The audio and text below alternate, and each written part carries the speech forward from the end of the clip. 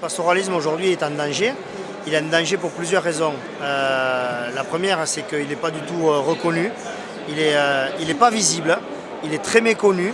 Voilà, cette agriculture très extensive est très méconnue. Et avec aujourd'hui la politique de réensauvagement au nom de la biodiversité, le retour des grands prédateurs qui avaient disparu de notre territoire, où l'homme, l'éleveur s'était adapté à la non-présence et avait adapté son agriculture à cette non-présence. Aujourd'hui, tout ça, c'est en train d'être remis en question. Donc aujourd'hui, là, c'est clair que d'un côté, il y a le manque de visibilité au niveau politique et au niveau même de la société. Et en plus, l'ours et le loup viennent affaiblir, viennent menacer cette pratique. Sur la question du loup, de l'ours d'ailleurs, dans les Pyrénées, moi je défends l'idée qu'il peut y avoir une cohabitation. Qu'il faut d'ailleurs accepter l'idée qu'il y a dans la nature sauvage des animaux qui peuvent évidemment être des prédateurs pour des animaux d'élevage qui sont dans des zones ouvertes comme les pâturages, les alpages, en plus en altitude. Donc c'est pas facile parce que c'est vrai que le loup avait disparu, il avait d'ailleurs été éradiqué de façon volontaire, malheureusement. Donc on avait complètement perdu l'habitude d'avoir des troupeaux en présence de grands prédateurs comme le loup. Donc on a des tas de solutions aujourd'hui et il faut accepter l'équilibre. C'est-à-dire que les défenseurs du loup doivent accepter que parfois il y ait des tirs, des farouchements, voire parfois de régulation. Et il faut que les éleveurs acceptent d'avoir des mesures de protection qui sont en général évidemment subventionnées par la collectivité parce que c'est un objectif d'intérêt général à la fois d'avoir de l'élevage en haute montagne et d'avoir aussi des grands prédateurs comme le loup ou l'ours. Le pastoralisme est en danger de mort dans ce pays. On a une richesse extraordinaire en termes de biodiversité parce qu'on a des moutons partout. Avec les mesures souhaitées par les écolos que l'administration a mis en place, mais on est dans une contrainte terrible. C'est une catastrophe pour l'économie pastorale. C'est une catastrophe pour les éleveurs qui vivent un enfer. Je pense qu'il faut tuer 350 loups par an pendant 3 ans, 4 ans, pour réduire la population de façon considérable. On ne menacera pas le loup. Le loup à l'échelle européenne se porte bien. Le loup à l'échelle nationale se portera un peu moins bien. Mais désolé, moi, quand j'ai à choisir, je préfère les bergers et les moutons aux loups dans les montagnes.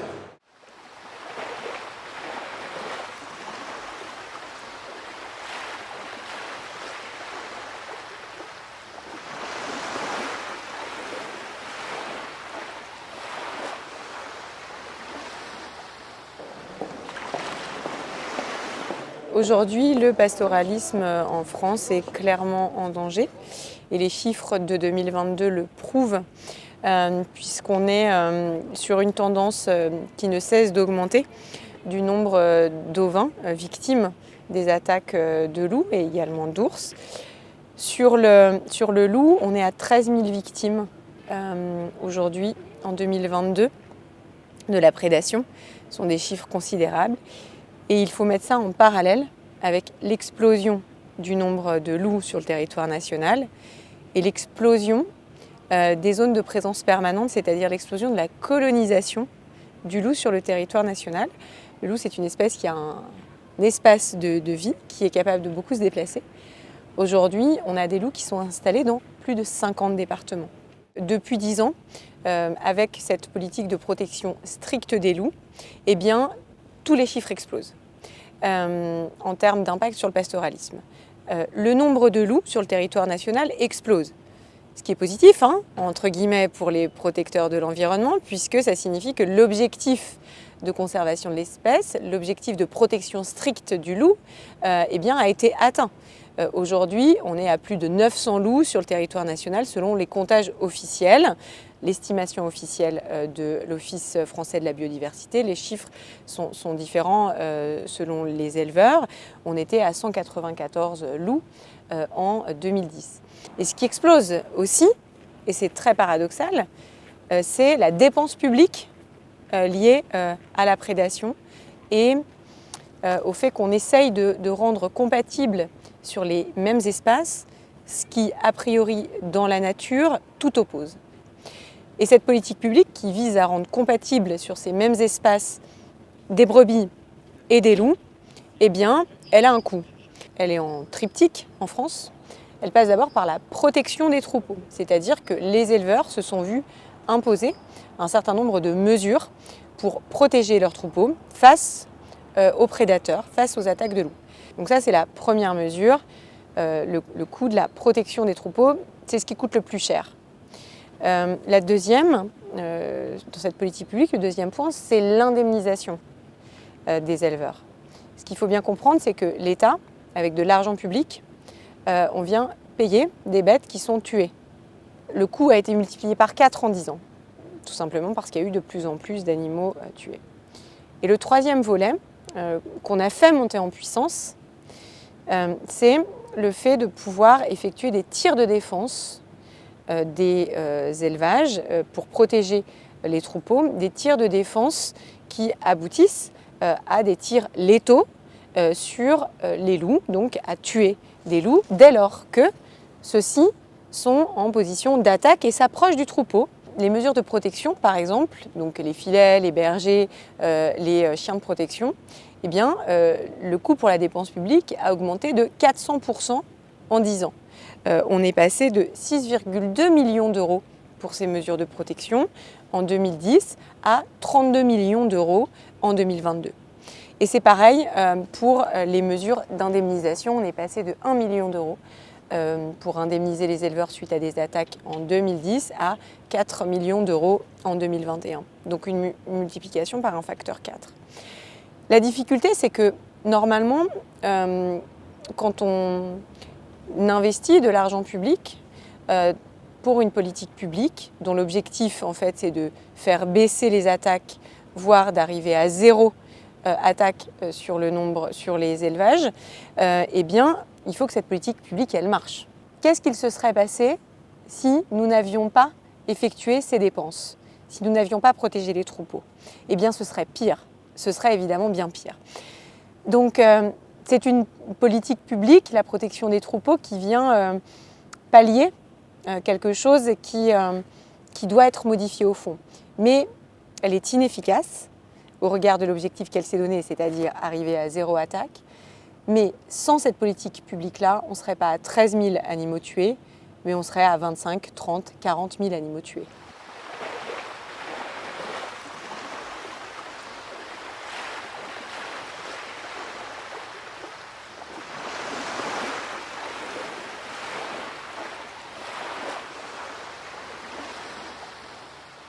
Alors aujourd'hui, évidemment, l'État avait fait le choix de laisser se propager l'espèce loup, a fait le choix aussi d'introduire des espèces comme l'ours, et nous avait dit on va vous aider, on va vous accompagner financièrement pour protéger vos troupeaux.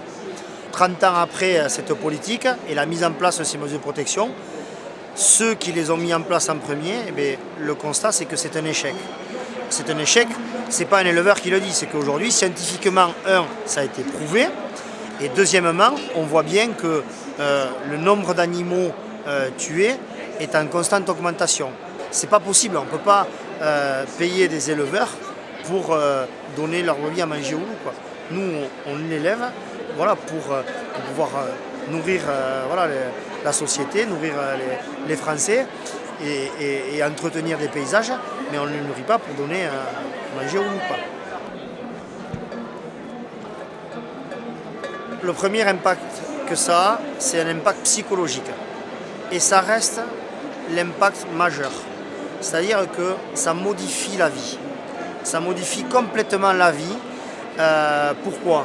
Parce que lorsque votre troupeau est menacé par des prédateurs, c'est un stress permanent. C'est-à-dire qu'on ne sait pas si ce qu'on fait suffit, et à n'importe quelle heure de la journée, à n'importe quel moment, le prédateur peut surgir. Donc, quelque part, c'est une entrave à la liberté de travailler, mais c'est aussi une entrave à la liberté de vivre. Je vous donne un exemple. Aujourd'hui, les bergers, lorsqu'ils sont en transhumance dans les montagnes, la nuit, on est obligé de rester sur place, de veiller pour surveiller le troupeau. Donc ça veut dire que nous, contrairement au reste de la société, eh bien, si on a envie d'aller au restaurant, d'aller au cinéma, de passer un peu de temps en famille, eh bien non, on ne peut pas. On ne peut pas parce qu'on a cette astreinte et on est obligé. Alors, on n'est pas tout seul. On va nous dire, oui, mais vous avez des aides pour avoir des salariés, etc. C'est vrai. Mais le problème aujourd'hui, quid de tout ce qui est réglementation au niveau du salariat et puis en plus, aujourd'hui, on ne trouve plus de personnel. Parce que les salariés, qui a envie, toute sa journée, de surveiller des brebis, de regarder avec des jumelles s'il y a des vautours, d'aller ramasser les cadavres, d'amener les agents de l'OFB pour faire des constats. Du coup, tout ça, en fait, c'est une fuite en avant. Et petit à petit, voilà, tout s'écroule, tout s'écroule, tout s'écroule. Quand vous êtes impacté, c'est la double peine. C'est qu'en plus, après, vous n'avez plus l'énergie et vous n'avez plus l'envie de vous défendre et de vous exprimer et d'essayer de trouver des solutions pour inverser un peu la vapeur, je dirais. Évidemment qu'on ne peut pas dire que tout est blanc ou tout est noir. Les mesures de protection ont une relative efficacité par moment, mais soit ça repousse le problème sur d'autres espèces, puisqu'aujourd'hui on commence à voir maintenant des bovins qui se font attaquer par le loup, mais en plus le plus gros des problèmes, c'est sur la cohabitation avec les autres personnes qui vivent dans ces territoires où il y a cet élevage. Donc avec les chiens de protection notamment, qui sont de plus en plus nombreux, qui, harcelés par le prédateur, deviennent de plus en plus agressifs et sont agressifs envers tout, envers les chiens de compagnie, envers les randonneurs, envers tout ce qui vient approcher le troupeau.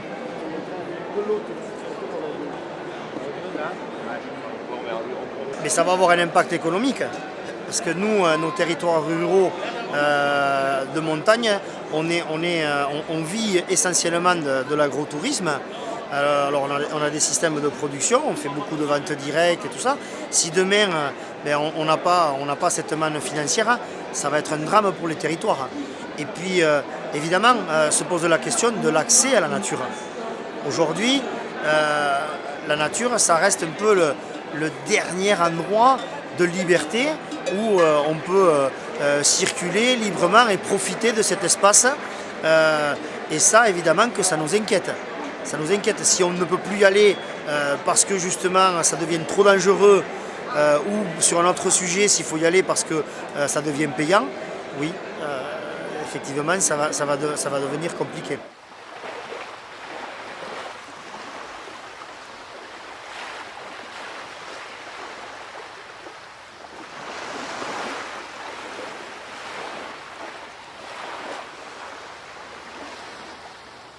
Surtout, ce qu'il faut, c'est que cette question-là, on la dépolitise.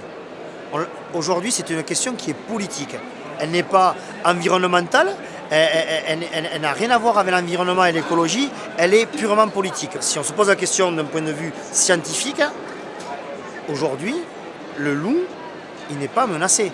Ce n'est pas une espèce qui est en voie de disparition, puisque à l'échelle européenne, aujourd'hui, la population se porte très très très bien. Ce qu'on attend de nos politiques, c'est déjà qu'ils prennent conscience du problème. Comme j'ai dit, qu'on arrête de mettre la politique dans ce débat-là, qu'on remette la science et qu'on remette les choses à plat. Aujourd'hui, on a conscience que, malheureusement pour nous, les prédateurs sont là, probablement qu'ils ne les enlèveront pas. Maintenant, il y a une issue pour essayer de diminuer encore plus l'impact de ces prédateurs, c'est d'arriver à augmenter le nombre de prélèvements. Il faut qu'on prélève plus. Est-ce que le loup strictement protégé aujourd'hui est dans un bon état de conservation? Une chose est sûre, c'est qu'on voit qu'il se développe très bien au regard de sa progression en nombre d'individus, l'estimation. On est à 928 loups, on était à 194 en 2010 et on a estimé qu'à partir de 500 loups sur le territoire national français, eh l'espèce était préservée. Donc on peut se dire, à partir de ce moment-là, on peut peut-être rentrer dans une politique de régulation pour maintenir un seuil qui soit acceptable avec l'élevage français. Mais en fait, on ne fait pas du tout ça. C'est à la Commission européenne de modifier les choses et d'enfin nous donner un chiffre à partir duquel, en nombre de loups et en zone géographique, on estimera que le loup est en état de conservation correct et qu'on peut le réguler. Le fait que la Commission européenne refuse de nous donner un horizon chiffré signifie beaucoup de choses. Beaucoup de choses. Ça signifie que derrière, on a déjà une bureaucratie qui est complètement déconnectée de la réalité de ce que vivent les États européens et de ce que vivent les éleveurs sur le territoire et de la réalité de la prédation. Mais ça veut dire aussi autre chose, parce que normalement, quand vous mettez une politique publique, pour atteindre un objectif, c'est-à-dire protéger strictement le loup, il y a un début et une fin. C'est-à-dire qu'une fois qu'on estime que le loup est strictement protégé, qu'il est en bon état de conservation, c'est l'objectif d'une protection stricte, comme toutes les espèces, eh bien on le déclasse parce qu'il y en a suffisamment et que du coup, eh bien, il y a des dégâts, donc on peut le réguler. L'Union européenne refuse de nous donner un chiffre à partir duquel elle dira « oui, ça y est, le loup est en bon état de conservation, on peut le réguler » parce que ça devient déséquilibrant pour le reste de la faune et pour les humains. Le fait que l'Union européenne refuse de nous donner un chiffre, pour moi, ça signifie quelque chose qu'on sait qui est un peu de notoriété publique, c'est qu'il y a des lobbies européens écologistes qui sont très forts et qui sont sur une vision de l'activité humaine et de la nature et du rapport entre les deux qui est radicale. Et leur vision de ces lobbies qui infusent les fonctionnaires européens, c'est de revenir à un ensauvagement de la nature, c'est-à-dire des espaces naturels dans lesquels l'homme n'a plus sa place. Et ces mêmes lobbies, ils pensent quoi ? Ils pensent qu'il faut arrêter de manger de la viande et que le pastoralisme, c'est une forme d'aliénation des animaux et qu'il faut arrêter ça. Et ça, c'est dramatique, parce que la réalité, c'est que c'est la Commission européenne qui décide de ce qui se passe en la matière sur le territoire national et que finalement, le gouvernement, l'État français, ne fait qu'appliquer une directive qui s'impose à lui. Je crois que le gouvernement français et les États européens auront des comptes à demander à la Commission européenne à ce sujet. Il faut que nous ayons un chiffre avec un nombre d'individus, 2000, à l'échelle de l'arc alpin, c'est ce qui était donné, on les a atteints. Donc qu'est-ce qu'on fait maintenant ? À partir de quand nous allons pouvoir réguler l'espèce lupine comme nous régulons le sanglier et toutes les autres espèces qui, dès lors qu'elles ne sont pas régulées, provoquent des impacts très négatifs et des dégâts sur la nature et sur l'activité humaine. Donc, j'ai un peu voyagé, je suis allé voir comment ça se passait dans d'autres pays. Mais sauf que dans les autres pays, le prédateur, il a peur de l'homme parce qu'il est chassé. Il est chassé en Espagne, qui est l'Union européenne, qui a signé la Convention de Berne, qui est soumis à la directive Habitat comme nous. On chasse le loup. Et les territoires où on chasse le loup, c'est là où les gens ont le moins d'impact et sont le moins contre l'animal. Parce qu'il y a une réciprocité qui s'est créée où l'animal a compris que l'homme c'était un danger. Il y a en Espagne, donc au nord de l'Espagne, une petite bande dans laquelle le droit européen n'est pas le même. C'est-à-dire dans laquelle les Espagnols ont obtenu, parce qu'ils l'ont demandé, une dérogation, entre guillemets, à la Convention de Berne et à la directive Habitat. Donc en fait, il faut regarder dans le détail, mais il y a plus de souplesse d'action à l'égard des prédateurs sur cette zone que sur le reste du territoire européen. Parce que ça a été demandé initialement pour des raisons agricoles, économiques, etc. On doit modifier les règles européennes parce que quand une espèce se porte bien, il faut pouvoir la réguler. La réguler, c'est la chasser, c'est la tirer dans des conditions particulières selon l'espèce, mais pas avec un carcan qui fait qu'on n'y arrive pas. C'est-à-dire que l'Union européenne se dit, regardez, vous pouvez, mais vous n'arrivez même pas au quota. Mais c'est normal, on introduit des contraintes terribles. Donc oui, il faut qu'on lutte. Là-dessus, le ministre de l'Agriculture, Marc Fesneau, est tout à fait ouvert sur le sujet. Je pense que le président de la République est motivé sur le sujet. Moi, je dis très clairement, il y a trop de loups dans ce pays. On n'est pas à 1000 loups, on est à 2000, peut-être 3000. On ne sait pas compter. La preuve, c'est qu'on a changé le compteur et on a pris 300 loups de plus. Donc la catastrophe, elle est annoncée. Or, si on veut sauvegarder la biodiversité dans nos montagnes, il faut sauvegarder la présence des bergers et de leurs troupeaux. Il faut qu'on arrête ce fantasme du loup qui est gentil. Vous allez voir, quand le loup va commencer à bouffer les chiens dans la forêt de Fontainebleau, vous allez voir comme la population va changer.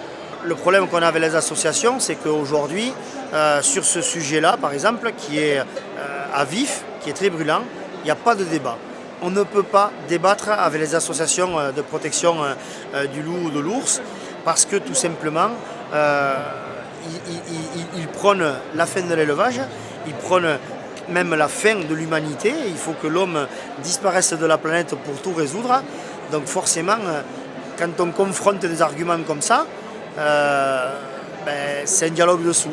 Quand on commence à se plonger un peu sur quels sont leurs arguments, si on débat, quelle est leur vision, leur façon de voir l'avenir pour ces territoires-là, bien en fait, on se rend compte qu'en fond, il y a une volonté. En fait, on a mis l'homme comme le principal responsable de tous les maux de la planète. Sauf que pour nous, l'homme, oui, il y a homme et homme. Il y a l'homme qui détruit la planète, mais il y a aussi l'homme qui sait la respecter. Et aujourd'hui, ils veulent absolument réensauvager, ils veulent que ces territoires redeviennent, comme ils disent, naturels. Voilà. Donc ça veut dire qu'ils veulent la mort de ces territoires. Et donc derrière, on agite l'argument de l'animalisme. Ça reste toujours les mêmes qui sont en pointe. C'est des gens qui sont contre l'élevage, qui sont contre le fait de manger de la viande et qui sont même contre l'homme en lui-même, puisque dans leur façon de faire et dans leur discours, voilà, ils prônent un avenir où l'homme doit vraiment, on ne doit plus faire d'enfants, l'homme doit disparaître. Aujourd'hui, on vit un paradoxe, c'est-à-dire que les associations qui se présentent comme défendant l'environnement, voulant promouvoir l'écologie, en fait, ont une vision tellement radicale d'un certain nombre de sujets qu'elles en viennent pour moi à jouer contre l'écologie. Quand je vois qu'il y a des associations qui s'en prennent à des fermes, notamment à des élevages, c'est absolument inacceptable, en plus avec souvent des dégradations. Et puis au-delà de ça, on a des associations environnementalistes qui aujourd'hui pointent du doigt les agriculteurs en général comme des pollueurs. Il y a un vrai problème aujourd'hui entre des gens qui se présentent comme associations écologiques et qui en fait, à mon avis, poursuivent d'autres buts, souvent la décroissance, souvent en fait un discours anti-économique en soi. Or, pour moi, l'avenir est au mariage entre l'écologie et l'économie. On est dans ce que l'idéologie peut créer de plus absurde, de plus inique, et qui aboutit à des politiques qui ne fonctionnent pas. Aujourd'hui, en France, la protection, le fait de protéger strictement le loup nous coûte plus de 66 millions d'euros par an d'argent public. Voilà. Et on est en déficit grave, etc. Moi, j'aime la nature, j'aime les animaux, j'ai envie qu'on soit dans un équilibre. Et quand on parle du pastoralisme, le pastoralisme, c'est une pratique, la pratique agricole la plus respectueuse de l'environnement. On arrive à des effets induits sur la pratique agricole qui sont hallucinants. On est en train de fabriquer une agriculture, un pastoralisme hors sol, mais qui est aberrant. Et à l'heure où on parle de souveraineté alimentaire, de relocalisation des productions, de circuits courts, c'est aberrant. Donc pour moi, le paradigme doit être changé. Et aujourd'hui, on a le loup n'est plus une espèce en voie de disparition, il faut pouvoir le réguler.